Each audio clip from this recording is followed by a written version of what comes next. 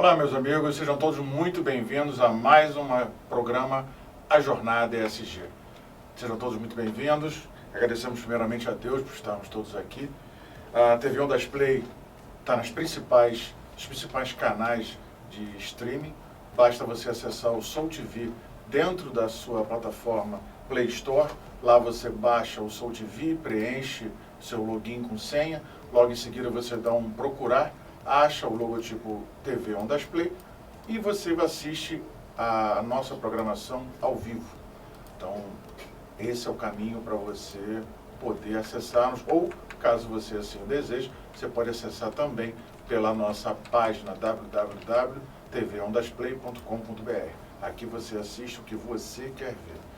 Meus amigos, estão mais um programa, nós temos mais um novo entrevistado. Trouxemos aqui agora uma pessoa da área das instituições financeiras, um homem extremamente experiente, muita informação para trazer para a gente. Tornou-se uma pessoa realmente respeitada e tanto de conhecimento quanto de ações. Então eu trago agora para que nós possamos conversar o nosso amigo Sérgio Coelho, casado com Ruth. Ele é administrador formado pela UERJ, pós-graduação em finanças pela PUC e hoje head de investimentos do Lifetime Investimentos. Sérgio, seja muito bem-vindo. Boa noite. Obrigado, boa noite. É um prazer estar aqui. Espero contribuir bastante com o tema, que é muito importante, não só para as instituições financeiras, como para a sociedade como um todo. Perfeito. Acho que a gente já pode começar destacando essa questão investimentos. Quando a gente fala em investimentos, a gente fala em infraestrutura, a gente fala de compra de partes de empresas. Como é que é o trabalho que você faz para o nosso público poder, de antemão, entender qual é o seu desafio diário que você enfrenta? Eu trabalho no Lifetime Investimentos, sou sócio e head da operação aqui no Rio de Janeiro. E a Lifetime é uma empresa de âmbito nacional, uma multifamily office, com um asset, com um escritório de investimentos. Nosso sócio principal é o BTG, ele está dentro da operação do nosso conglomerado, e nós trabalhamos não só com assessoria de investimentos, trazendo inteligência para dentro da nossa multifamily office, para os nossos clientes, para as famílias ao qual nós atendemos. Nós buscamos gerar valor em todas as nossas operações, e dentro do nosso conglomerado nós trabalhamos também com a área de mercado de capitais, câmbios, seguros, trazendo soluções para empréstimos, captação de recursos de um modo geral. Perfeito. Ultimamente a gente tem visto muito aí na mídia, tanto no Brasil quanto no resto do mundo, vários problemas de ordem de governança. Tivemos recentemente um problema com a Lojas Americanas. Um tempo atrás tivemos alguns outros problemas na Bolsa Americana relativo à governança. Tivemos também questões sociais gravíssimas, como, por exemplo, o caso lá daquele cachorro que foi trucidado dentro do supermercado aqui no Brasil. Tivemos outras questões dessas na Europa também, nos Estados Unidos. E na questão ambiental, nem se fala, as comunidades que vivem em torno de indústrias, né, de instalações de grandes empresas, começam a se mobilizar efetivamente e participar, interagir com aquele empreendimento, seja no licenciamento, na emissão da licença pelo órgão ambiental competente, ou na própria chamada licença social, né, que no Brasil não existe, é muito comum no Canadá, que é a licença que a comunidade dá para aquela empresa operar, ou seja, é como se fosse na verdade, uma avaliação que a comunidade faz para dizer se quer aquela operação ou não dentro da sua área de atuação. E aí, pegando isso como pano de fundo, esses problemas, como é que eles se retratam, como é que eles se replicam, melhor dizendo, na questão de investimento? Como é que isso se desdobra num processo desse de aquisição e fusão, ou aquisição de uma parte da empresa? Como isso se desdobra? Eu diria que a gente tem três três momentos, três situações diferentes que o mercado financeiro e os investidores e as instituições financeiras avaliam quando ela tem que fazer alguma aquisição, fusão, investimentos. Avaliam o impacto, que impacto que aquele investimento pode ter ambiental, social, dentro do contexto, e mensurar isso com um retorno financeiro. Então, esse primeiro ponto que é tratado é o impacto, o que aquele investimento pode trazer de impacto positivo ou negativo para a empresa, para a instituição financeira. A integração, ou seja, a instituição, para colocar no seu portfólio um ativo, ela tem que entender qual o impacto aí, não efetivamente do risco que ela tem, mas o que aquilo vai trazer de retorno para a sociedade, ela colocar no seu portfólio, no seu perfil de investimentos, aquele ativo. E a exclusão. Então, as instituições, as empresas devem excluir do seu portfólio empresas e projetos que tragam impactos negativos. Tem aqui no setor de varejo do Brasil que houve uma fraude que não foi detectada, inclusive pelas auditorias. Então houve uma falha de governança generalizada naquela empresa durante anos e gerou impacto negativo na vida das pessoas, dos investidores que investiram em ações da empresa, entendendo que ela estava em outra situação, e também que comprou papéis emitidos para a empresa de renda fixa, que também gerou um impacto negativo, simplesmente por uma questão de falta de governança e que facilitou o processo de fraude. Então, comprovadamente, para o investidor, empresas, ativos que têm esses tipos de problemas, vamos colocar assim, eles não são interessantes, por mais teoricamente lucrativo que ele possa ser, o peso de um impacto social, um peso de um impacto de governança, um peso de impacto ambiental, acaba sendo muito maior e move ele para que não seja concluída essa operação. Sim, os bancos, inclusive, se destacam hoje em dia entre as empresas brasileiras e no exterior também, com uma reputação ESG. Então, a gente tem, sim, o mercado financeiro não entende como positivo trazer um ativo, mesmo que ele tenha uma rentabilidade maior, se ele trouxer um impacto negativo para a sociedade, e isso vai se traduzir no futuro, inclusive, um impacto negativo financeiro também. Perfeito. Isso é muito importante colocar para vocês que estão de casa, porque muitas das vezes eu ouço comentários do tipo, pô, mas será que realmente quem vai puni-lo? Como é que vai ficar essa questão dessa poluição, desse escândalo, disso que ocorreu? Na verdade, o que nós estamos conversando aqui são, poderíamos dizer assim, duas grandes linhas de atuação. Uma do poder público, na questão civil e criminal, seja de um problema, de um escândalo, o que quer que seja, e isso o próprio mercado financeiro, a famosa mão invisível do Estado, né, que regula essa situação toda, dizendo para você o seguinte: olha, esse ativo não é bom para aquisição, não é bom para que ele seja mantido até mesmo em carteira, visto o que está acontecendo. Não necessariamente quando da ocorrência de um escândalo. Muitas das vezes, antes disso, o fundo de investimento já começa a ter sinais, e muitos deles simplesmente abortam a missão e saem desse tipo de carteira. É mais ou menos assim que funciona, Sérgio? Sim, é assim que funciona. Infelizmente, a gente ainda não tem uma iniciativa mais forte da própria sociedade, do ponto de vista de escolher ativos que tenham um impacto mais positivo, social, ambiental.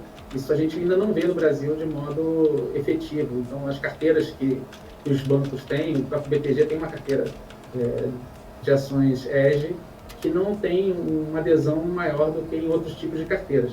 Mas a exclusão, sim. A sociedade, os investidores não querem investir em ativos que tenham uma reputação negativa.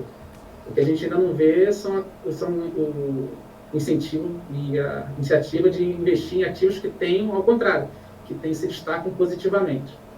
Mas os que se destacam negativamente, sim. A sociedade exclui, os investidores excluem, e as instituições financeiras não têm interesse em trabalhar com eles. Perfeito. Só para ilustrar, há um tempo atrás, um grande banco alemão, não há necessidade de colocar aqui o nome, mas se você fizer uma busca pela internet, é fácil de você entender, de você buscar e identificar qual é. Os executivos deles foram presos, coisa de 2 anos atrás, por informações falsas divulgadas ao mercado. Então, para você ver que isso não é exclusividade no nosso país. Estou falando da Alemanha, estou falando de um banco alemão. Então, primeiro mundo, velho continente, Europa, essas coisas acontecem. O que aconteceu como contrapartida?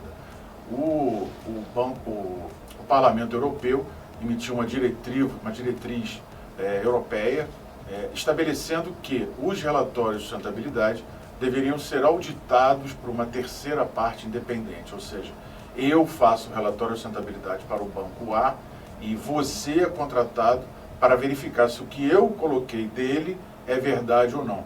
Então, é dessa forma que já acontece na Europa. E no Brasil, recentemente, a Comissão de Valores Imobiliários, que é quem regula toda essa situação desses valores imobiliários, principalmente em Bolsa de Valores, estabeleceu uma resolução, que é a resolução número 59, que determina que os relatórios de sustentabilidade das empresas, ela regula para as empresas listadas em bolsa, mas acaba botando como boa prática para todas do país, sejam auditados também por uma terceira parte, justamente para que a veracidade e a garantia das informações sejam colocadas dessa forma. Isso é uma questão tão séria e tão importante que os bancos e os fundos de investimento contratam especialistas para verificar essas informações. São as chamadas due diligence, para verificar se aquilo ali tudo está correto e é justamente como está sendo dito para o investidor, para que ele tenha absoluta ciência, tranquilidade, certeza do que ele não está comprando gato por lebre. Certo, Sérgio?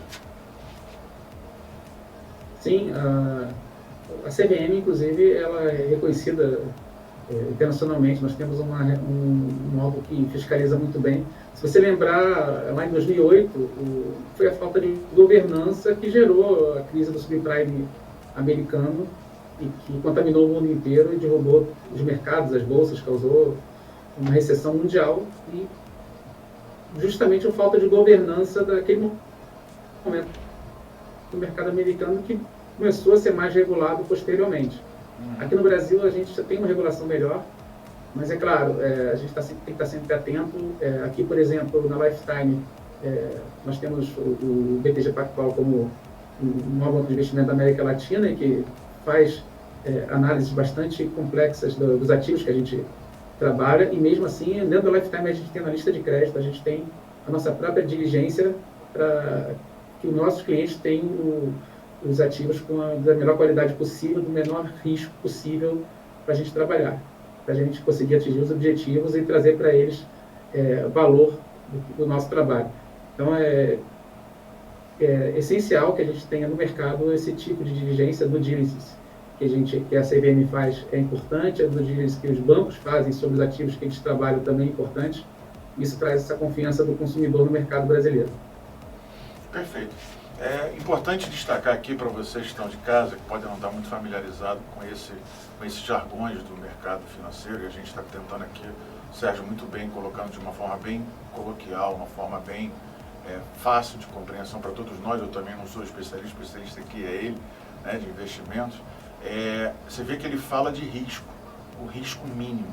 Aí você fala assim, pô, ele não deveria garantir o risco zero? Gente, risco zero não existe. Ou seja, tudo que nós fazemos na nossa vida existe um risco, alto ou baixo.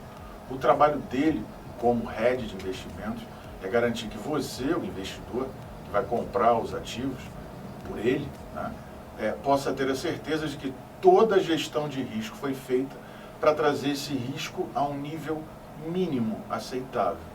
Por que eu digo mínimo aceitável? Eu vou dar um exemplo para você. Quando você vai atravessar a rua por si só já é perigoso. Por quê? Porque tem o perigo de você ser atropelado. O que você faz? Você atravessa numa faixa de pedestres, com um sinal fechado. Isso diminui o risco de você ser atropelado. Elimina o risco é zero? Não. Por quê? porque pode ter aquele inveterado que vai avançar o sinal e vai passar por cima, vai atropelar você na faixa de pedestre. Todos nós já temos várias ideias, vários casos como esse. Então, por isso que ele diz que o risco é mínimo tolerável para que uma negociação seja feita. Temos perguntas aí, Yuri?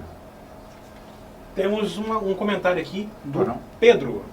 Ele falou o seguinte: Maricá, hoje muito se fala em altos investimentos, mas será que estão investindo em consciência? Sei não, hein? Estou em Ponta Negra. Legal, amigo. Muito obrigado pela sua participação.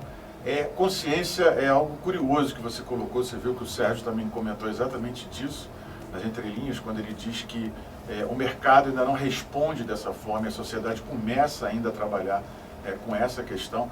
A conscientização, nesse caso que nós estamos falando aqui, lembrando que ESG, o pai, é o bolso. Então essa conscientização é mais rápida, porque dói aqui, O bolso é o órgão mais sensível que nós temos no nosso organismo. Então, o bolso é que regula isso tudo, né? Dói aqui, dói muito. Mas, tirando a brincadeira de lado, a conscientização é primordial para que a gente possa avançar nesse processo. E isso aí nada mais, nada menos do que educação e conhecimento. Então, Sérgio, algum comentário aí sobre esse comentário do nosso ouvinte? Eu não conheço a realidade de Maricá para poder fazer um comentário específico. O que eu posso falar é que, dentro da nossa realidade, quando nós apresentamos opções de investimento para os clientes e que tem maior rentabilidade, um pouco menor rentabilidade, um ativo mais identificado com ESG, nem sempre a gente tem a aderência do cliente àquela situação. Ele muitas vezes escolhe um ativo que tem uma rentabilidade, mesmo que não tenha o mesmo impacto social, ambiental, que foi um pouquinho menor. É claro que a exclusão acontece. Se é um ativo que tenha, hipoteticamente, porque a gente não coloca isso nos nossos clientes, mas que tivesse um impacto negativo, ele provavelmente excluiria. A gente já vê isso nas carteiras discricionárias, são os clientes de porte maior, que nós fazemos a gestão via asset, onde a gente faz a gestão inteira para o cliente e a gente tem um contrato com o cliente para ele escolhe o perfil de investimento que a gente vai fazer a gestão, e ali sim, a gente já vê iniciativas do cliente buscar que a gente escolha ativos que tenham uma maior preocupação social, ambiental, de governança. Nós já estamos vendo isso é importante, mas na ponta de assessoria financeira, por exemplo, nós não estamos vendo isso na mesma intensidade. Interessante isso. Uma pergunta importante para você que está em casa, que você deve estar se fazendo agora, mas isso que o Sérgio e o Camargo estão falando, isso é para grandes investimentos, milhões. Eu tenho aqui minhas economias que eu guardo no banco e tal. Ele pode também investir com você, Sérgio? Esse investidor minoritário? Não, a Lifetime é uma casa de investimentos private. Nós não somos, nossos investidores não são assim tão grandes como você disse. A gente tem um perfil onde a gente trabalha para conseguir atender um número de clientes que a gente consiga dar uma atenção, uma qualidade de trabalho. Por isso a gente tem um perfil sim de investimentos um pouquinho maior do que o mercado como um todo, mas a gente procura atender todos da mesma maneira e sempre buscando atingir objetivos. Nós não buscamos, inclusive, uma maior ou menor rentabilidade em uma situação, porque a gente trabalha para atingir objetivos de vida a longo prazo dos clientes. Em cima disso, a gente faz a gestão com os melhores investimentos que a gente tem no mercado e na plataforma aberta que a gente tem do BTG. Ou seja, você não é somente o camarada que vai ajudar ele a comprar e vender a ação. Você oferece muito mais, você oferece um plano de vida, né? Uma jornada que começa agora e vai terminar quando ele estabelecer, dentro de 15 ou 10 anos, um programa de vida de investimentos e de evolução, correto? Correto. Inclusive, o nome Lifetime vem dessa ideia da gente trazer para o cliente tempo e vida, ou seja, que a gente, ao longo da vida dele, a gente traga todas as soluções que ele necessita para atingir objetivos de curto, médio e longo prazo e que a gente traga valor para ele em todo esse processo. que ele seja um cliente da gente ao longo do tempo e que a família dele venha a ser cliente no futuro. Então, a Lifetime, ela foi criada, foi montada aí numa garagem em 2011, e hoje somos um escritório do porte que nós somos, a nível nacional, em cima de atingimento de objetivos dos nossos clientes, e eles indicam outros clientes, por isso que nós estamos aqui. Que bacana. Nós colocamos aqui o QR Code, está aqui no canto superior direito. Esse QR Code é um QR Code de contato da Lifetime, do Sérgio, para dúvidas, perguntas que vocês tenham, enfim, perguntas sobre investimentos ou outros quaisquer que você queira fazer. Esse é o QR Code disponibilizado por eles para tirar essas dúvidas por vocês, que ele gentilmente disponibilizou. Mais algum comentário aí, William? Temos sim. Nosso ouvinte? Júnior. O Júnior, ele falou o seguinte: que tipo de empreendedor investe em ESG e o que exatamente é esse investimento? Eu sou de Campos do Goytacazes, do Rio de Janeiro. Sensacional, Júnior, muito obrigado. Campos do Goytacazes, se não me engano, é aquela terra maravilhosa do chuvisco, né? Isso. Que é doce e é sem calorias, né? Acho sim, eu não sei. É isso aí mesmo. Sérgio, pode ajudar a gente a responder o Júnior, por favor? Sim. Nós temos vários ativos hoje, ETFs, carteiras de ações, já tem debêntures também de projetos ESG colocados no mercado que estão disponíveis para os clientes. Aí eu estou falando de ativos especificamente ESG. Agora, é claro, quando você investe numa empresa que é reconhecida pela sua governança, pela sua ação social ou pela sua ação ambiental, você também está investindo num ativo que contribui para a sociedade, nesses quesitos. Então, você pode sim aplicar em ativos específicos ESG, que tem essa placa, que tem que já vem com esse nome, mas independente disso, se você trabalha com carteira de ações, ativos de empresas que têm essa identificação, você também está contribuindo para a sociedade nesse segmento. Bacana. Então você viu aí, Júnior, acho que está respondida a sua pergunta. Bate um papo com o Sérgio, vale a pena para você programar isso aí na sua vida. Mais um comentário aí dos nossos ouvintes. Vamos lá. Geraldo. Estou pesquisando Maricá para migrar com minha empresa e acho que este programa deveria entrevistar autoridades da cidade e explicar quais apoios e orientações a quem quer se instalar com empresa nesta cidade. Concorda? Eu sou de São José dos Campos, de São Paulo. De olho aí, hein? Parabéns. Legal, meu amigo. Muito obrigado. Fica a dica aí, a gente vai dar uma estudada e ver o que a gente pode atender você nesse quesito em particular.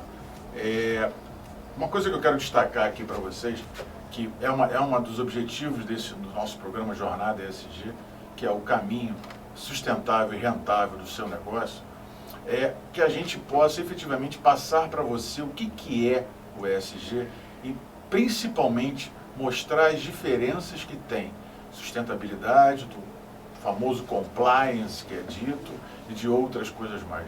O ESG não tem nada a ver com isso. Você vê que é um profissional da área de investimentos. Em momento nenhum aqui nós falamos de órgão ambiental, de licenciamento, até eu comentei. Mas, enfim, o que eu quero dizer é que a questão aqui são as instituições financeiras reduzindo o risco do negócio nas esferas ambientais, sociais e de governança, para que o investimento possa ser feito que torne este negócio, esse ativo sustentável. Aí ele se conecta lá na frente com a questão da sustentabilidade, que é a garantia dos recursos, os recursos atuais para as gerações futuras, né? Como o Gro Brundtland, a primeira-ministra norueguesa, falou lá naquela famosa na Convenção de Estocolmo, 72. Mas dando continuidade aqui, puxando essa vertente que o Sérgio comentou agora, você pode estar se perguntando assim, mas por que isso tudo começou agora? Na verdade, isso não começou agora, isso começou já de algum tempo, principalmente nos Estados Unidos, quando a questão social e ambiental pressionou muito os órgãos de governo. E daí começaram a criar algumas métricas para isso. A Security Exchange Commission, que é a CVM de lá, a CVM americana, né, vamos dizer assim, ela já fazia na década de 60, ou seja, 63 anos atrás, mais ou menos, recomendações para os investidores observarem as questões socioambientais das empresas. Estou falando disso de 63 anos atrás.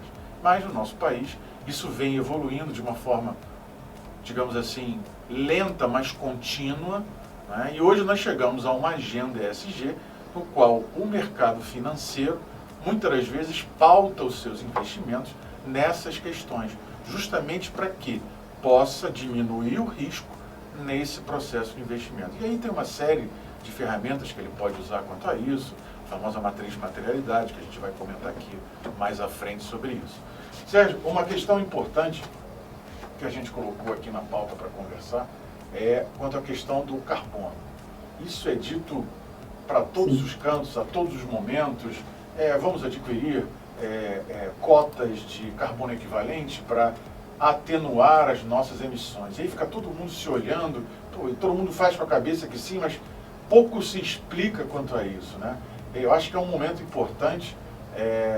A Lifetime trabalha com esse tipo de mercado, é um mercado extremamente novo, ainda não está regulado no nosso país, e ele tem um potencial de rendimento tanto para a questão de manter o meio ambiente puro e sustentável, como também remunerar as pessoas que investem nesse processo. Como é a tua atuação, considerando esse pano de fundo da agenda ESG no mercado de carbono?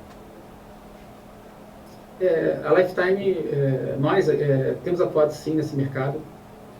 Vocês vão ver daqui a pouco, vai ser, acho que daqui a entre 20 e 30 dias vai ser lançado no mercado a B4, que vai ser uma bolsa de negócios digitais e que vai atuar muito forte no mercado de carbono. E ela hoje é um parceiro da Lifetime. O que está sendo feito? Esse mercado, como você falou, ele não é regulado e ele é voluntário.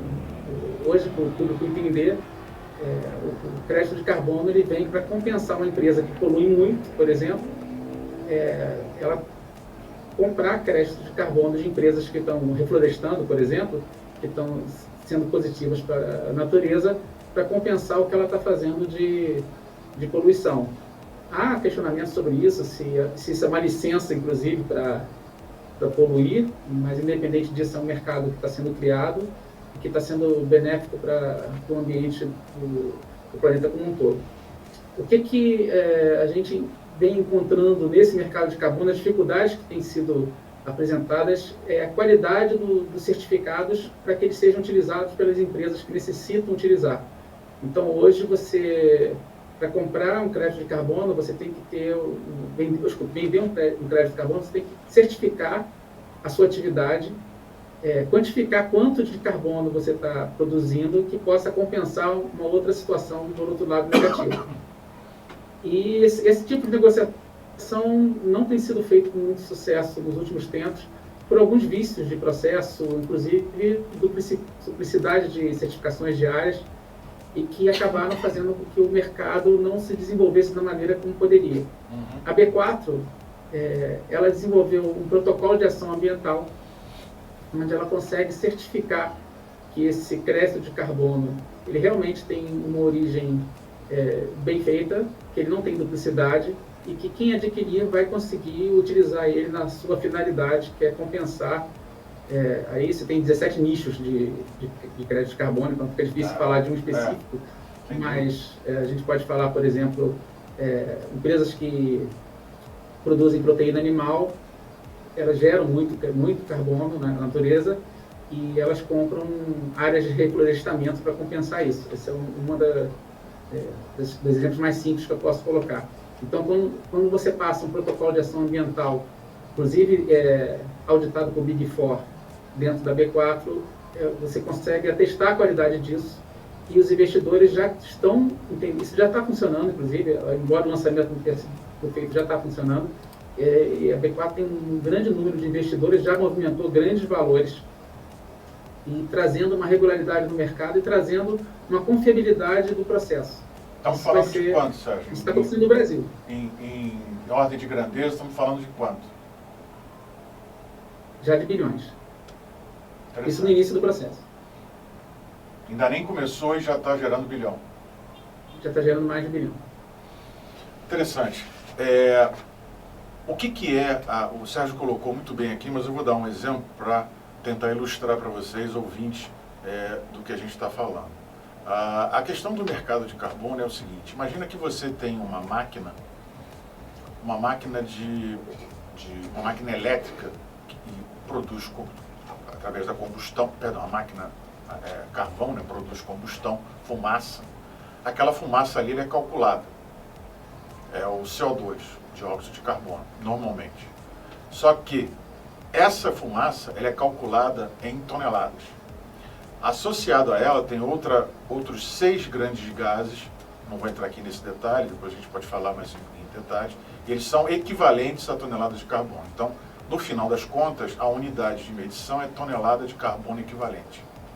Então, aquela máquina que você tem, que produz um determinado produto, gera tanto de combustão durante um ano, 10 toneladas de carbono equivalente, por exemplo. E ela quer para o outro ano aumentar a produção, mas reduzir a emissão de carbono. Parece um grande paradigma, mas é possível fazer.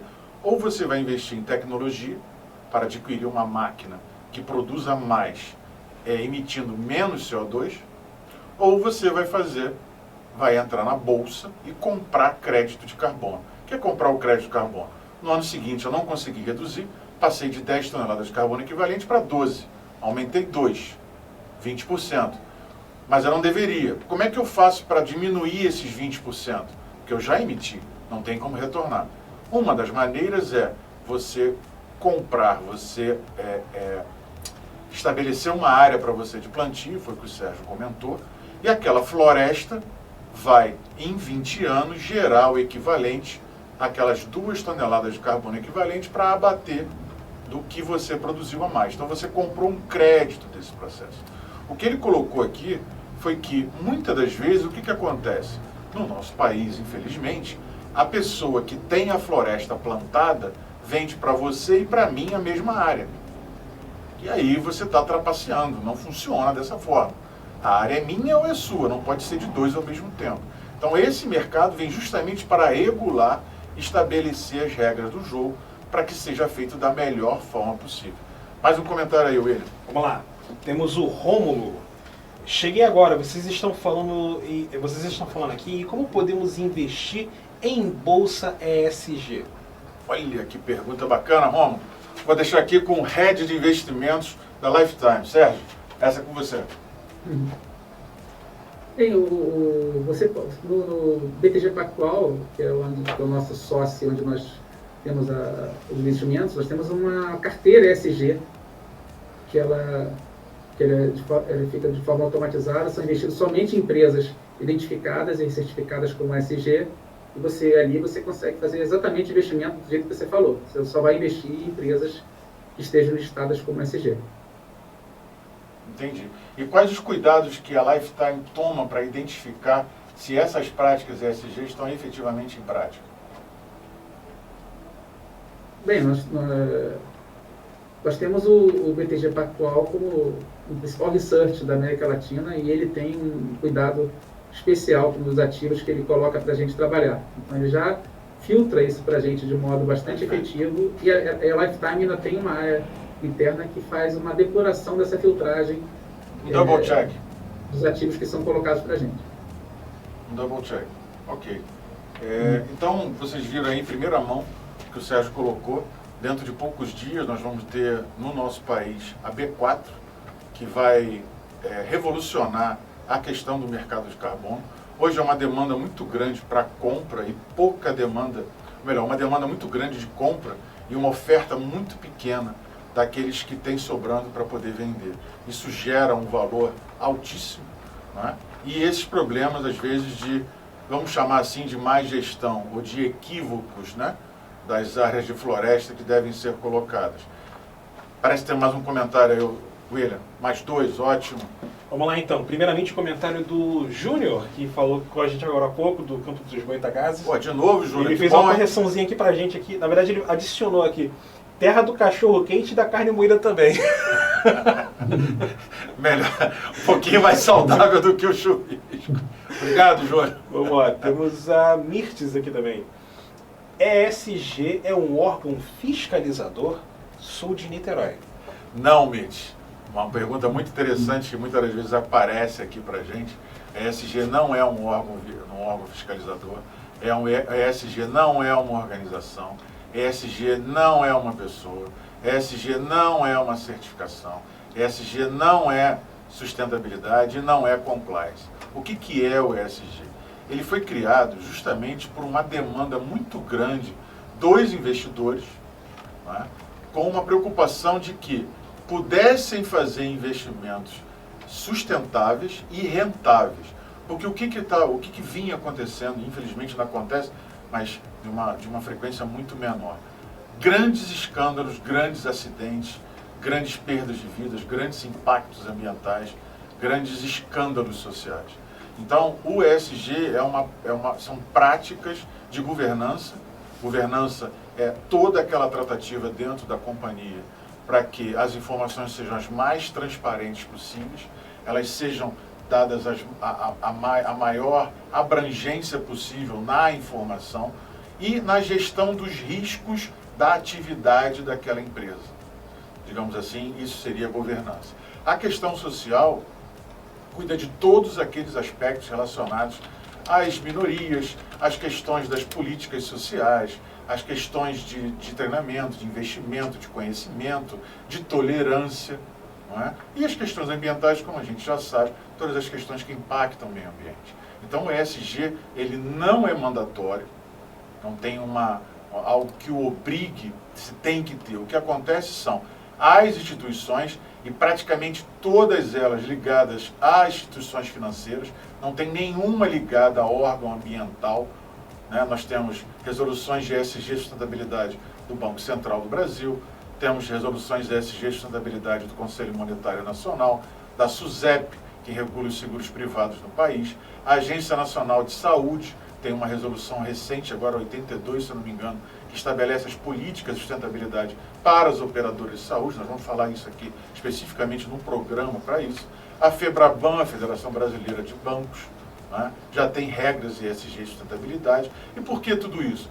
Para proteger os ativos e os investimentos, senão a economia para, a coisa não anda e todos nós seremos prejudicados.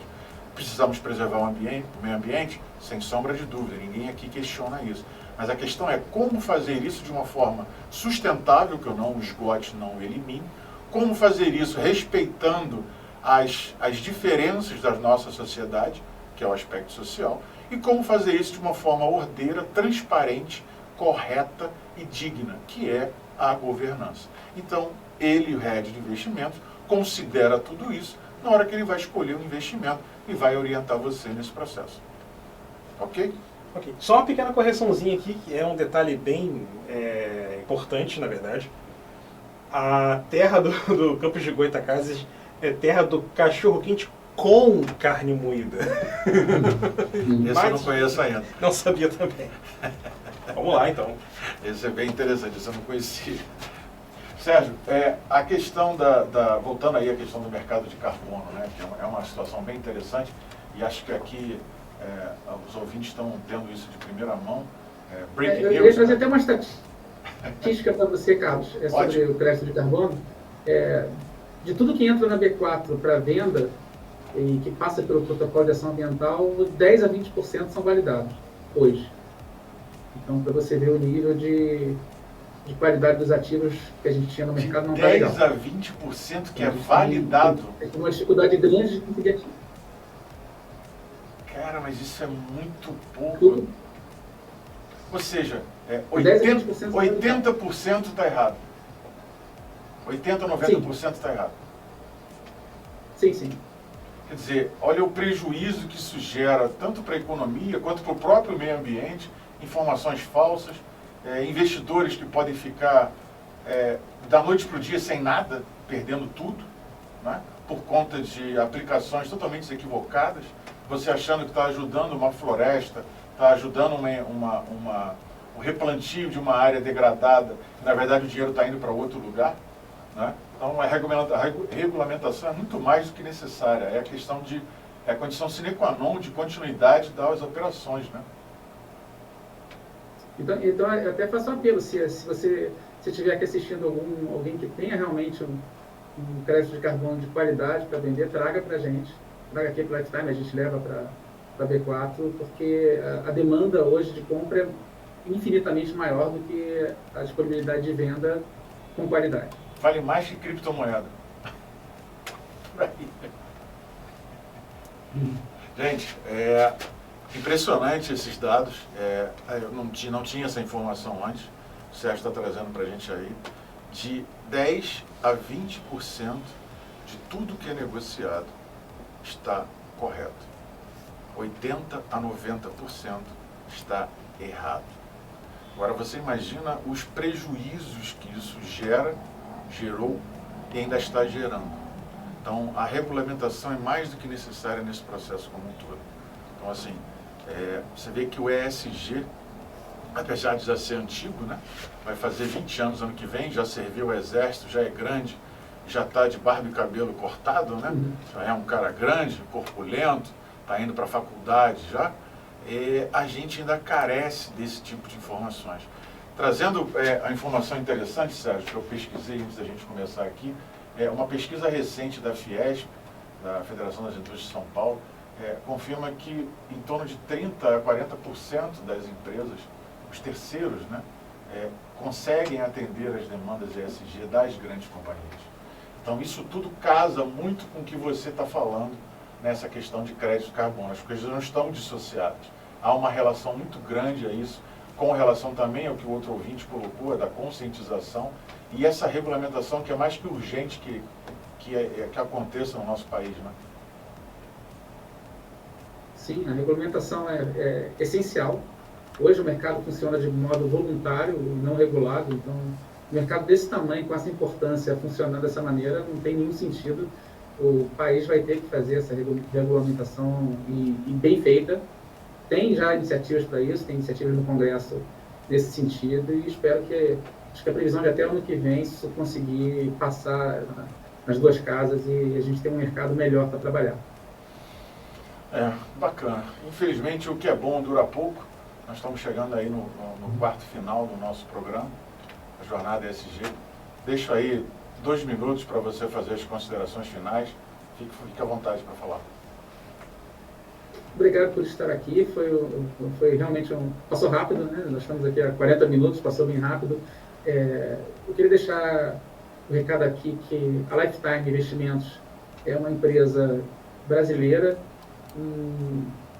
de um perfil de gerar valor para os clientes, gerar valor para a sociedade, de trazer soluções para que os objetivos, não só das pessoas, das famílias, de todos, das empresas, inclusive, nós temos um trabalho bem legal também para trazer inteligência de fluxo de caixa das empresas. Então, a gente trabalha no mercado como um todo para trazer soluções para que a Lifetime seja uma empresa reconhecida pela sociedade como uma empresa que traz soluções que sejam de valor para o mercado e para você.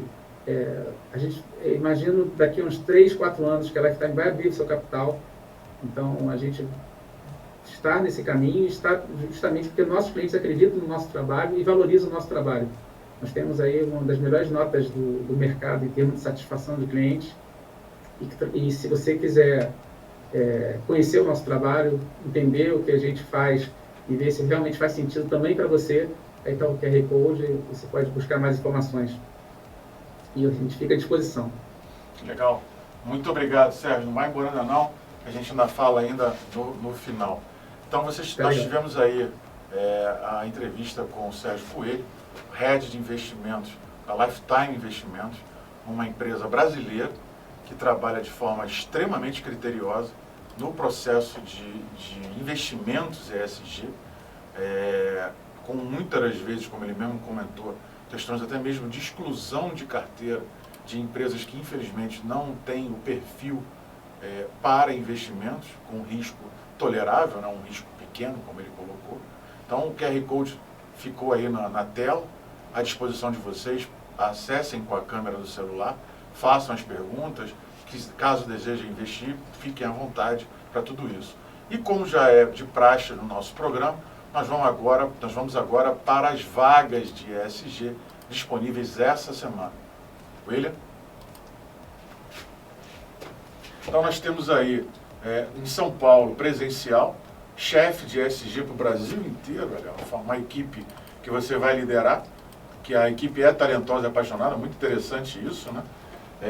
Qualificações de experiência de bacharelado, habilidades de comunicação verbal e escrita, está o QR Code aí, você pode lê-lo com a câmera do seu celular, vai jogar você direto no site para você poder fazer a sua aplicação com o seu currículo. Próximo aí, William. Estágio em ESG e Gestão Ambiental, Belo Horizonte, presencial também. Responsabilidade, desenvolvimento da agenda ESG, atuação na gestão ambiental de processo de licenciamento de usina de energia renovável. Falamos aqui dela, inclusive. Pede experiência, comunicação interpessoal. Está aí o QR Code também, para você poder acessar e aplicar para essa vaga. Próxima. Erechim, Rio Grande do Sul. Coordenador de ESG, conhecimento em normas internacionais.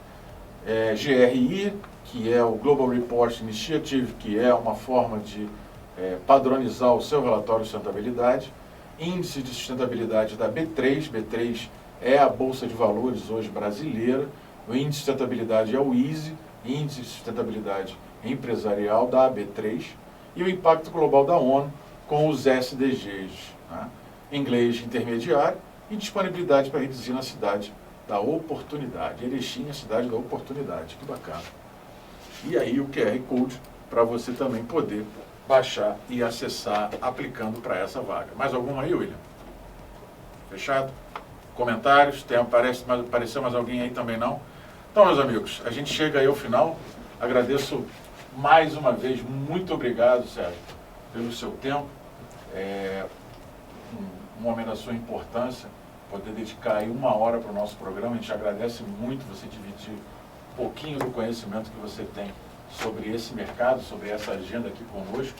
Agradeço de coração a você em nome do programa. Muito obrigado pela sua presença. Obrigado, eu que agradeço e realmente a importância desse tema e esse programa está trazendo para a sociedade é muito, muito relevante. Obrigado pela participação e estou à disposição a próxima vez. Muito obrigado. Da mesma forma, as portas aqui da TV Ondas Play abertas para você. Muito obrigado. Então, meus amigos, chegamos ao final de mais esse programa. O programa Jornada ESG, que é uma caminhada sustentável e rentável do seu negócio. Aqui nós discutimos as questões relacionadas à agenda ESG exclusivamente. Não fazemos juízos de valores.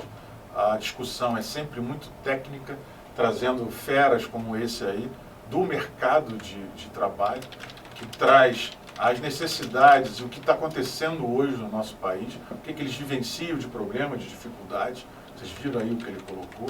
A pujança que tem o mercado de carbono, que é algo extremamente novo, muito está se falando, muito está se discutindo. Os próximos programas a gente vai aprofundar mais um pouco nisso, nessa questão de mercado de carbono, trazendo outros especialistas aqui também para a gente poder falar. Então, Jornada ESG é isso. A participação de vocês com os comentários que vocês colocaram é de suma importância. O programa foi feito para vocês, né? Na TV Ondas Play você vai assisti-lo quando você quer, aonde você quer e da forma que você quer. O streaming quebrando os paradigmas, né? Deixando você da forma mais confortável para você poder acessá-lo e colocando essa questão ESG na pauta, na nossa discussão, da nossa vida. Muito obrigado, fiquem com Deus, uma boa noite. Quero falar com você, agora a Geração Tempo também EAD. São mais de 80 cursos disponíveis na plataforma, como marketing digital, empreendedorismo e edição de vídeo. A hora é agora, acesse ead.geraçãotemplo.com ou então @geraçãotemplo e fique de boa e independente. Você pode acessar de onde você estiver. Eu, por exemplo, estou usando o meu celular. Faça a escolha certa e venha para Sempre também.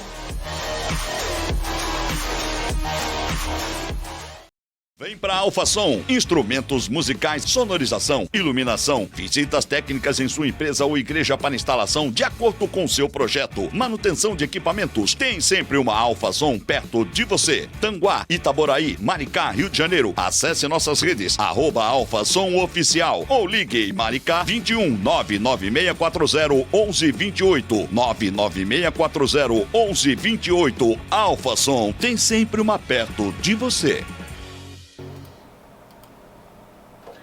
Break News, estamos aqui de volta para dar um spoiler para vocês. No próximo programa, nós vamos contar com ninguém, nada mais, nada menos, de que Alessandra Trigo. Uma pessoa que eu tenho um carinho enorme, uma amiga, uma mulher sensacional, uma gigante que defende a causa das pessoas que têm a deficiência física que ela tem. Vocês vão ver qual é. Não impede ela de fazer absolutamente nada na vida dela.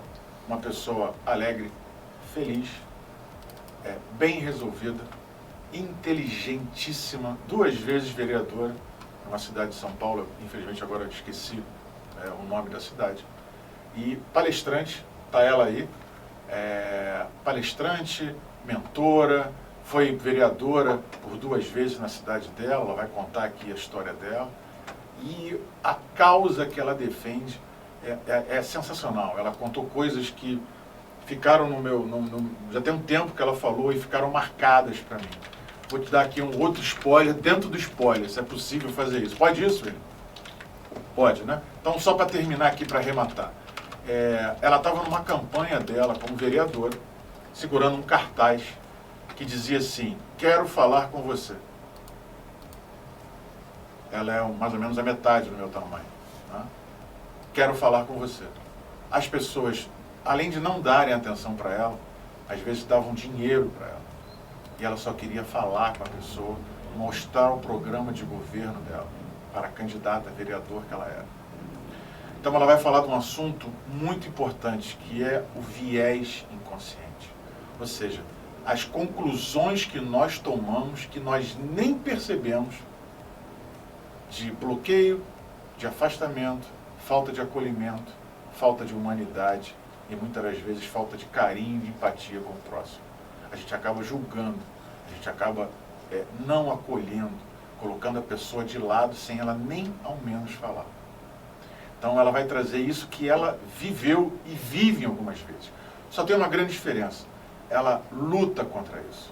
Vocês vão ver as causas que ela tem, processos que ela já abriu, que ela abre, de uma reclamação dela. Tem um processo aqui no Rio de Janeiro, por um vereador, na Câmara de Vereadores, em andamento, uma proposta de lei que vai ajudar muito as pessoas acessarem. Eu não vou falar muito mais, senão vou cortar a fala dela. Não perca na próxima semana, Alessandra Trigo, dá um Google, busca ela dentro do LinkedIn, você vai ver a história que ela tem, que é absolutamente sensacional e imperdível. Até lá, um grande abraço, fiquem todos com Deus.